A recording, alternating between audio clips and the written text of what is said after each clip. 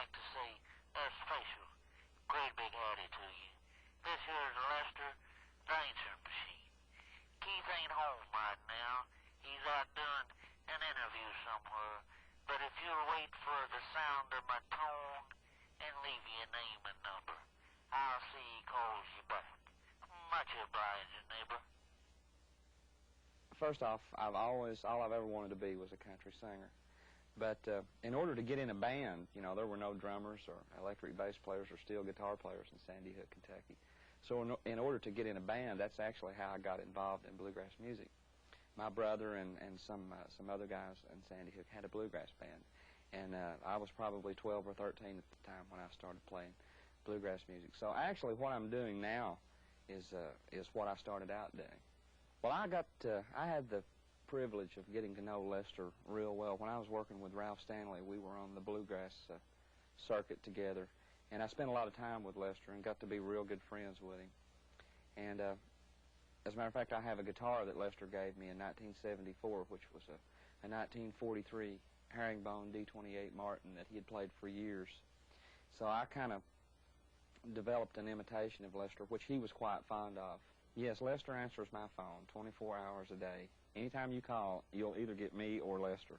Well, my new album, L.A. to Miami, just released on RCA Records, kind of borrows from my musical background, which is quite varied. You know, I listened to a lot of different kinds of music growing up. Started out as a country singer, and of course spent a couple of years in bluegrass with some R&B and some rock and roll thrown in.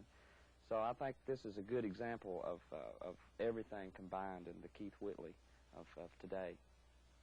I think, you know, there's a lot of bluegrass harmony throughout the entire album.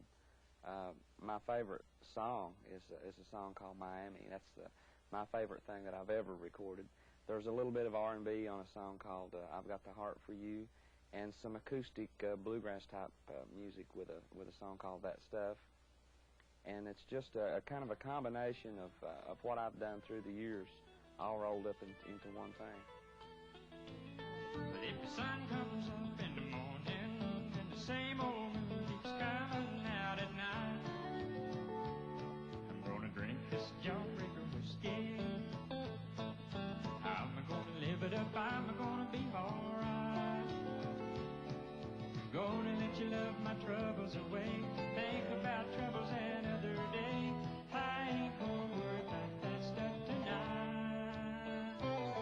That stuff gonna give me a fit. That stuff, I gotta wait a little bit. The boss man's loud and he talks too much, nagging and bragging and such, but I ain't gonna worry about that stuff tonight. That stuff. Well, we spent probably 2 months in pre-production of this album, and I would go into Blake's office a couple of days a week, and we must have gone through probably a couple of hundred songs.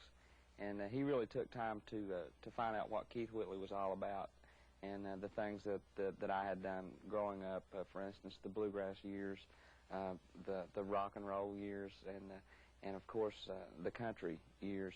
And I think the album wound up being a real good example of what Keith Whitley's all about. When I came to Nashville, I really didn't have any intentions of being a writer. I came to town to be an artist. So it's really funny that my writing career has taken off actually before my recording career. I signed with Tree in September of '84, and during that time I was on a promotional tour for some of my singles. So I didn't actually start writing until probably late spring of '85. And since that time I've had 4 cuts, and one of the cuts being a single for Alabama. So the writing career has kind of snowballed. Well, the song, which is my next single, Miami, was written by Dean Dillon, Hank Cochran, and Royce Porter. The minute I heard that song, it's just like it just blew me away. We were sitting in Blake's office, and he called Dean Dillon, and he said, "Dean, I need a hit for Keith Whitley." And at that time, the song hadn't even been demoed or anything, and Dean just picked up my guitar and sang it, and it just blew me away.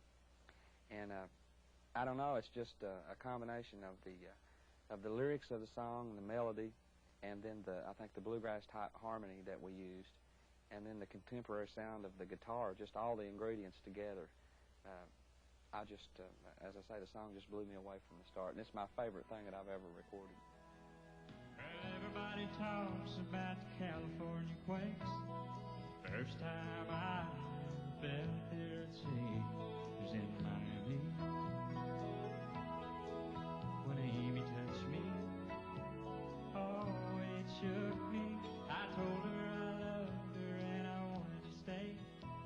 She said, be sure I'll call in LA. Even in a taxi, I could hear my telephone ring, calling me from Miami. Miami, what took you so long? I thought you'd never come. Miami, Miami,